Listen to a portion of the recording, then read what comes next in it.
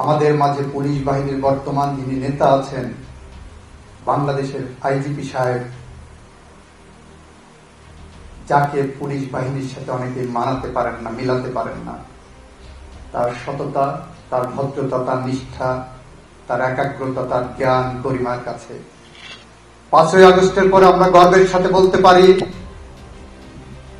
5ই আগস্টের আগে 60 লক্ষের উপরে যে সমস্ত গায়েবী মামলা হয়েছিল, 60 লক্ষের উপরে মানুষের বিরুদ্ধে যে সমস্ত মিথ্যা গায়েবী মামলা হয়েছিল, তার 99% মামলার বাদী ছিলেন এই পুলিশ বাহিনী। আমরা এখন গর্বের সাথে বলতে পারি, 5ই আগস্টের পরে বাংলাদেশ পুলিশ বাহিনী বাদী হয়ে রাজনৈতিক ভিন্ন মতাবলম্বীদের বিরুদ্ধে একটি মিথ্যা মামলাও করেননি। সুতরাং বিচার বিভাগের কাছে আমাদের নিবেদন, আপনারা সার্বভৌম ক্ষমতা প্রয়োগ করতে গিয়ে পুলিশের এই ধরনের পরিবর্তনকে আপনারা আমলে নিয়ে নতুন জুরিসপ্রুডেন্স রচনা করতে পারেন।